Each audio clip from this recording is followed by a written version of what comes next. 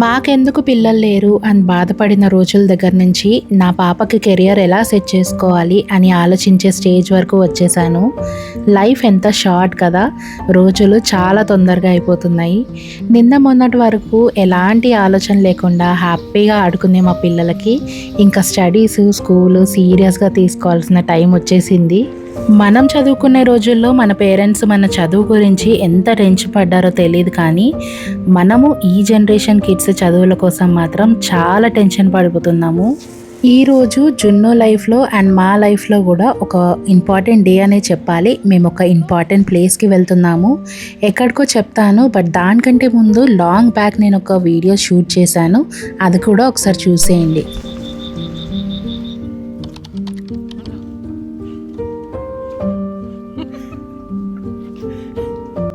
మన లైఫ్లో కొంతమంది పర్సన్స్ ఉంటారు.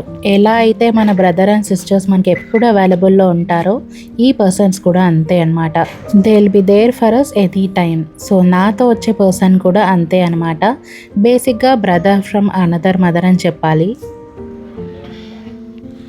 బాయ్.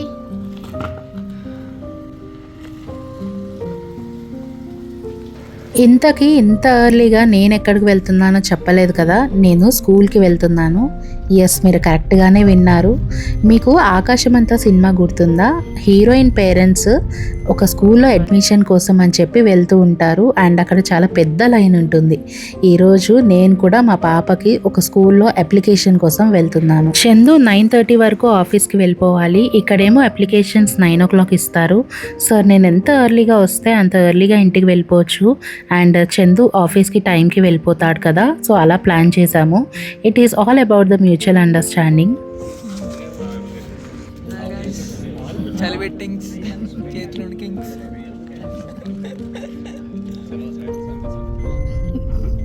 పెడుతుంది కదా. జున్ను తల్లి గొంతు కూడా రావట్లేదు. జున్ను తల్లి అడ్మిషన్ కోసం అప్లికేషన్ తీసుకోవడానికి అని చెప్పి మార్నింగ్ 3:15కి వచ్చాము ఈ స్కూల్కి. అప్లికేషన్ ఫామ్స్ 9 o'clock ఇస్తారంటే 3:15కి స్కూల్ దగ్గర ఉన్నాము.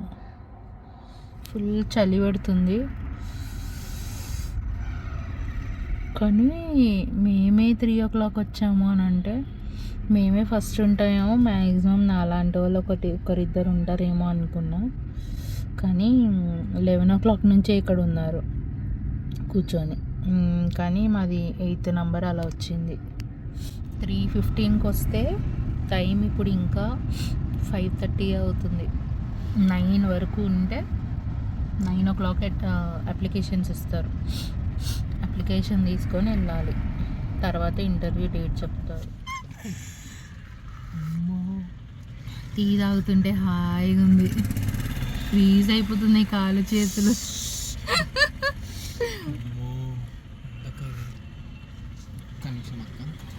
ఊటీలో చాలా ఘోరంగా ఉంటుంది ఆకాశ్. నీకు ఈవినింగ్ టైంలోనే ఇట్లా ఫ్రీజ్ అయిపోతుంది అంతా. మైనస్ ఉంటుంది ఆడ.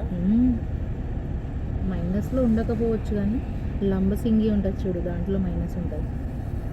ఊటీలో ఉంటుందా? ఒక 4-3 ఉంటుంది. నీకు డే టైంలోనే 13-14 ఉంటుంది. And finally we got the application. ఇంటర్వ్యూకి ఇంకా 1 month టైం ఉండింది. ఈలోపు పిల్లల్ని ప్రిపేర్ చేసుకోవాలి అనుకుంటే చేసుకోవచ్చు అనమాట. అక్కడ ఏం క్వశ్చన్స్ అడుగుతారో మనకి నిజంగా తెలీదు. వెళ్తున్నామా? సరే, కానీ అక్కడికి వెళ్ళిన తర్వాత టీచర్ ఏం చెప్తే అది చెప్పాలి. సారీ, టీచర్ ఏం అడిగితే అది చెప్పాలి. అడిగితే ఓకేనా? గుడ్ మార్నింగ్ నైనిక అంటే ఏం చెప్తావు? తర్వాత ఏం అడిగినానే?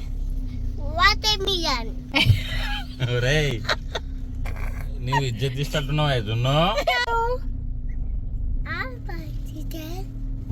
మంచి చెప్పు, గట్టి చెప్పు. టీచర్ కాదు, I'm fine teacher. Father name Chindu. What is your mother name? తాలా. What is your brother name? ఆయా. వాట్ ఈస్ యువర్ నేమ్ అని అడగకపోయినా ఏం కాదు, సరేనా? నా పేరు అడుగు అని అనొద్దు టీచర్ని, సరేనా? మళ్ళీ what is your favourite fruit? Watermelon. Very good. దుమ్ము చూసి కార్లో ఉంటే కూడా దుమ్ము వస్తుందని భయపడుతుంది అది. నీకు ఓసీడీ క్యాండిడేట్ చేస్తున్నాడు మీ నాన్న కదా. నీకు టెన్షన్గా ఉందా? నాకు అస్సలు లేదు. నాకైతే నా ఎగ్జామ్ కూడా టెన్షన్ అంత టెన్షన్ అవుతుంది. నీ వల్లనే టెన్షన్ అవుతుంది. నువ్వు మంచిగా చెప్తావా? ప్లీజ్ చెప్తావా? సరే అని చెప్పు, మంచిగా చెప్తాను చెప్పు. And finally the interview day is also over. నేను ఎంత టెన్షన్ పడ్డానో బట్ జున్ను ఆల్మోస్ట్ అన్నీ కూడా చెప్పేసింది. And it is a celebration time. అదేంటి సీట్ రాకముందే అని అనుకోకండి, జస్ట్ తను చాలా బాగా చెప్పింది. We are happy. సో ఒక మంచి రెస్టారెంట్కి వెళ్దాం అనుకున్నాము. ఒకసారి బార్బెక్యూకి వెళ్ళాం కదా, నచ్చింది. సో మళ్ళీ వెళ్తున్నాము.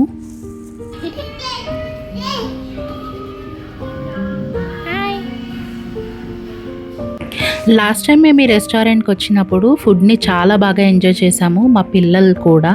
But this time it was even better. చాలా బాగుంది. అండ్ ఫుడ్ ఐటమ్స్ కూడా కొన్ని పెంచారు.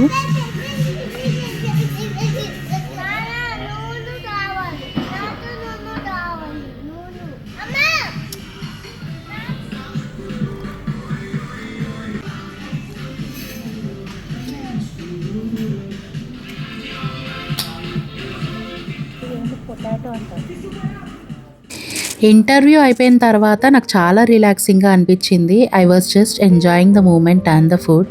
నర్సరీ అడ్మిషన్కే ఇంత హడావిడా అని అనుకోకండి. పిల్లలకి ఈ టైంలోనే ఫౌండేషన్ అనేది చాలా స్ట్రాంగ్ అవుతుంది. మామూలుగా కొంతమంది పేరెంట్స్ ఇంకా ఏబిసిడీలే కదా నేర్పించేది, లేదంటే చిన్న క్లాసే కదా అని చెప్పి చాలా లైట్ తీసుకుంటూ ఉంటారు. బట్ ఇప్పుడు ఏదైనా మిస్ అయ్యారనుకోండి, ఇంకా ఫ్యూచర్లో వాళ్ళకి ఏది సరిగా అర్థం కాదనమాట. సో మీరు చాలామంది పిల్లల్ని చూస్తూ ఉంటారు, almost 4th class 5th class ఉంటారు, బట్ చదవడానికి కూడా రాదనమాట. కొంతమందికి ఆల్ఫాబెట్ కూడా రావు. సో ఈ ఫౌండేషన్ మనం చిన్నప్పుడే స్ట్రాంగ్ చేయాలి. అలాంటప్పుడే వాళ్ళు కొంచెం స్టడీస్లో ఎక్కడ ఇబ్బంది పడకుండా ఉంటారు. And look at my little girl. Last time తను నూడిల్స్ ఎలా తినిందో మీకు గుర్తుందా? అండ్ ఈసారి చూడండి కొంచెం ఇంప్రూవ్మెంట్ వచ్చింది కదా. సో ఇలాగే పిల్లలు ఏదైనా సరే నేర్చుకుంటూ ఉంటారు. వాళ్ళని ఇంట్లోనే పెట్టేయకుండా అప్పుడప్పుడు తీసుకొని వెళ్ళాలి బయటికి. అండ్ ఎస్, చాలా అల్లరి చేస్తారు, బట్ భరించాలి, తప్పదు. వాళ్ళు కూడా అన్నీ నేర్చుకోవాలి కదా. అండ్ నేను ఇంకొకటి కూడా నేర్చుకున్నాను. ఒకప్పుడు నేను ఫుడ్ విషయంలో చాలా స్ట్రిక్ట్గా ఉండేదాన్ని. ఇవి తినొద్దు అంటే తినొద్దు, అవి హెల్తీవే తినాలి, అన్హెల్తీవి అసలు టచ్ చేయకూడదు అనే కాన్సెప్ట్లో ఉండేదాన్ని. బట్ బయటికి వెళ్ళినప్పుడు ఏమవుతుందంటే అవి చూసి ఇవి చూసి ఖచ్చితంగా కావాలి అని చెప్పి కింద పడుకొని మరీ ఏడుస్తారు పిల్లలు.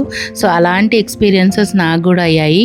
సో ఇంట్లో ఉన్నప్పుడు, స్కూల్లో ఉన్నప్పుడు ఎలాంటి అన్హెల్తీ ఫుడ్స్ నేను ఇవ్వను, మ్యాక్సిమం అవాయిడ్ చేస్తాను. బట్ రెస్టారెంట్కి అలా వచ్చినప్పుడు కొంచెమే కదా వాళ్ళు టేస్ట్ చేసేది, వాళ్ళ ఉన్న ఏజ్కి వాళ్ళు చాలా కొంచెమే టేస్ట్ చేయగలుగుతారు.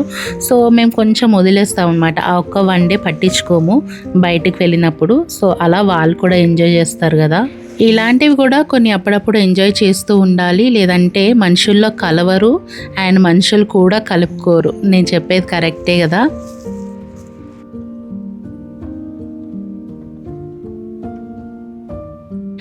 భలే క్యూట్గా తినిపిస్తుంది కదా అని మాత్రం అస్సలు అనుకోకండి. అప్పుడే ఒక 30 seconds చాలా మంచిగా బిహేవ్ చేస్తారు ఇద్దరు. అండ్ ఆ తర్వాత స్ట్రామ్ స్టార్ట్ అవుతుంది అనమాట. ఇద్దరు ఫుల్గా ఫైటింగ్ చేసుకుంటూ ఉంటారు. అండ్ మా ఆయన డైలాగ్ చూడండి.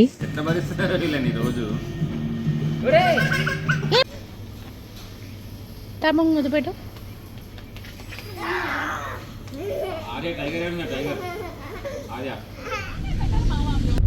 ఫుడ్ బాగుందా? అన్నీ ఉల్టా కావాలని చెప్తుంది వచ్చిందు. కావాలని చెప్తుంది. ఫుడ్ బాగుందా జున్ను? అన్ని తినేసి బాగాలేదా? ఏమేమి తిన్నావు? నూడిల్స్ తిన్నావు, ఇంకా ఏం తిన్నావు? జ్యూస్ తాగావు, ఇంకా ఇంకా ఐస్ క్రీమ్ తిన్నావు, కేక్ తిన్నావు, ఇంకా అంతేనా? ఇంటర్వ్యూ చాలా బాగా జరిగింది. అక్కడ వెళ్ళంగానే ఒక దగ్గర కూర్చోమన్నారు, కానీ జున్ను కూర్చుందా? అస్సలు కూర్చోదు. అక్కడ ఒక ప్రత్యేకంగా ఒక సీటు పెట్టారు పిల్లల కోసం అని చెప్పి. బట్ జున్ను మాత్రం అస్సలు కూర్చోలేదు. ఒక ట్రేలో ఫ్రూట్స్, వెజిటేబుల్స్ అవన్నీ పెట్టారు, అంటే ఐడెంటిఫై చేయడానికి. ఇంక ఈమె వెళ్ళి అక్కడ కూర్చోకుండా ఫస్ట్ అవన్నీ తీసి చదివేస్తూ ఉంది, ఇది ఆరెంజ్, యాపిల్ అని చెప్పి. ఆ తర్వాత వాళ్ళు ఆల్ఫాబెట్ చూపించారు, A to E ఆల్ఫాబెట్ చూపించారు ఐడెంటిఫై చేయమని చెప్పి. అది కూడా లైన్గానే. సో A to E చదివేసింది. అండ్ 1 to 5 నెంబర్స్ చెప్పమంటే ఇది 1 2 3 అని మొత్తం ఫింగర్స్ మీద కౌంట్ చేసేసింది కదా, 10 వరకు. 1 to 10 నెంబర్స్ అన్నీ కౌంటింగ్ చెప్పేసింది. వెజిటేబుల్స్లో ఏం అడిగినారు? పొటాటో అడిగారు, పొటాటో చెప్పలేదు. కార్న్ ఒకటి అడిగితే కార్న్ చెప్పలేదు. తర్వాత యాపిల్ చూపించారు, విచ్ కలర్ అన్నారు, వాట్ ఈస్ దిస్ అన్నారు. ఇంకొక ఫ్రూట్ ఏంటి? Apple. Orange. What is this అంటే ఆరెంజ్ అనింది. విచ్ కలర్ ఈస్ దిస్ అంటే ఆరెంజ్ కలర్ అని చెప్పింది. గ్రేప్స్ అడిగారు, పర్పుల్ కలర్ అని చెప్పేసింది. పైనాపిల్ చూపించారు. ఆ పైనాపిల్ మామూలుగా వాళ్ళు పిక్చర్స్లో కానీ ఎక్కడైనా పైనాపిల్ అంతా ఎల్లో కలర్ ఉండి పైన లీవ్స్ గ్రీన్ కలర్ ఉంటాయి కదా, సో అదేంటంటే బొమ్మ మొత్తం ఎల్లో కలరే ఉంది. అయితే నేను చెప్పడానికి ట్రై చేస్తున్నా, లీవ్స్ గ్రీన్ ఉంటాయి నాన్న, కింద ఎల్లో ఉంటుంది అది అని చెప్తుంటే, నో గ్రీన్ కాదు ఎల్లో కలర్ ఇది అని చెప్పింది. కానీ అది పైనాపిల్ అని మాత్రం ఐడెంటిఫై చేయలేదు, మొత్తం ఎల్లో కలర్ ఉండే వరకు. ఈ 3 చెప్పలేదు, ఒక దగ్గర కూర్చోలేదు, అదొక ప్రాబ్లం అనమాట. ఇంకా వాట్ ఈజ్ యువర్ నేమ్ అంటే చెప్పింది, what is your father name చెప్పింది, what is your mother name చెప్పింది. So let's hope for the best. వస్తుందో రాదో తెలీదు. రిజల్ట్ ఏమో ఇంకా 1 month టైం ఉంది. వాళ్ళ అంటే సెలెక్టెడ్ నేమ్స్ అన్నీ కూడా నోటీస్ బోర్డులో పెడతారంట ఒక 1 month, 1.5 month తర్వాత. ఇంటర్వ్యూలో అయితే చాలా బాగానే అనిపించింది నాకు. 85% గుడ్, 80% గుడ్. ఆ 10% డిసిప్లైన్కి పోయినట్టేనా? అస్సలు కూర్చోలేదు చైర్లో. వాళ్ళు చైర్లో కూర్చోమంటే ఈ వెళ్ళి ట్రేలో అన్నీ సదిరేసుకుంటూ అవన్నీ ఏంటో వాళ్ళు అడగక ముందే చెప్పేస్తుంది అన్నీ. సో ఆ 10% డిసిప్లిన్ పోయింది. ఇంకొక 10% ఏంటంటే ఒక కార్న్, పొటాటో, పైనాపిల్, ఈ 3. మిగతావన్నీ కూడా బాగా చెప్పింది. సీట్ వస్తుందని అనుకున్నాము, రాకపోయినా కూడా పర్లేదు. We are just trying. ICSE syllabus అనమాట, సో అందుకని ట్రై చేస్తున్నాము. Let's hope for the best. నీకు వస్తుంది అనిపిస్తుందా? వస్తుందని అనుకుంటున్నాను, బట్ తెలియదు. అక్కడ 120 సీట్సే ఉన్నాయి, దానికి చాలామంది అప్లై చేసుకుంటారు. సో వస్తే కూడా హ్యాపీ, రాకపోయినా పర్లేదు. వీఆర్ జస్ట్ ట్రయింగ్ అనమాట, అంతే. జున్ను నార్మల్గా అన్నీ ఐడెంటిఫై చేస్తుంది, ఆల్ఫాబెట్ అన్నీ రాసేస్తుంది Z వరకు. నంబర్స్ కూడా ఆల్మోస్ట్ 20 to 25 వరకు రాస్తుంది. అండ్ ఫ్రూట్స్ ఐడెంటిఫై చేస్తుంది, వెజిటేబుల్స్ ఐడెంటిఫై చేస్తుంది, షేప్స్ ఐడెంటిఫై చేస్తుంది, అన్నీ చేస్తుంది. కాబట్టి అక్కడ కొంచెం ఈజీగా అనిపించింది. యాక్చువల్గా మేము తీసుకునేది అడ్మిషన్ LKG కూడా కాదు, నర్సరీకే. నర్సరీ ఏజే ఉందన్నమాట జున్నుకి. సో నర్సరీకి తీసుకున్నాం, కానీ అక్కడ అడిగే క్వశ్చన్స్ చాలా ఎక్కువ ఉన్నాయి. ఇప్పుడు నర్సరీ అడ్మిషన్కే అక్కడే ఆల్ఫాబెట్ నేర్పిస్తారు. యాక్చువల్గా నర్సరీకి వెళ్ళిన తర్వాత ఐడెంటిఫికేషన్, ఆల్ఫాబెట్ నేర్పిస్తారు. బట్ అక్కడికి వెళ్ళిన తర్వాత వాళ్ళు A to E ఐడెంటిఫికేషన్ అడుగుతున్నారు, 1 to 10 నంబర్స్ అడుగుతున్నారు, ఫ్రూట్స్ అడుగుతున్నారు, names, what is your mother name, what is your father name, what is your name అని చెప్పి అన్నీ అడుగుతున్నారు. ఇది నర్సరీకి అడ్మిషన్ లాగా లేదు కదా. నర్సరీకి ఎవరైనా అన్ని క్వశ్చన్స్ అడుగుతారా చెల్లు?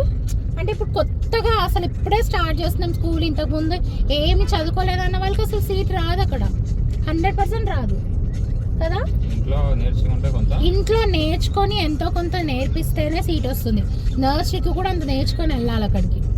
అంటే కొంచెం ICSE సిలబస్ అంటే అడ్వాన్స్డ్గా ఉంటారు కదా, అందుకేనేమో అలా అనమాట. మేమైతే సాటిస్ఫైడ్. జున్నుకి చాలా ఇంటి దగ్గర చెప్పి అది కొనిస్తాము ఇది కొనిస్తాము అని చెప్పి దాన్ని బ్రతిమలాడితే పాపం మంచిగానే చెప్పింది. ఓకే, ఈ వీడియోకి ఇంతే. మ్యాక్సిమం చిన్న వీడియోనే ఉంటుంది ఇది.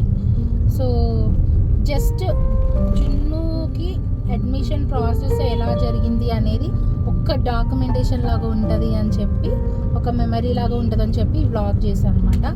సో ఈ వ్లాగ్ ఇంతే ఉంటుంది. అండ్ నాకు ఏదైనా వర్క్ చేస్తూ తర్వాత వాయిస్ ఓవర్ ఇవ్వడం కంటే ఇలా డైరెక్ట్గా మాట్లాడడానికే. పడిపోయావా? ఈజీ అనిపిస్తుంది. సో ఇప్పటి నుంచి ఇలా కూడా ట్రై చేద్దాం అనుకుంటున్నాను. ఎందుకంటే వర్క్ చేసుకుంటూ ఆ తర్వాత వాయిస్ ఓవర్ ఇవ్వడం అనేది చిన్న పిల్లలతో వ్లాగ్స్ చేయడం చాలా కష్టమవుతుంది. సో ఈసారి నుంచి ఇలా ట్రై చేద్దాం అనుకుంటున్నాను. Because all we want is just the memories, అందుకని చెప్పి.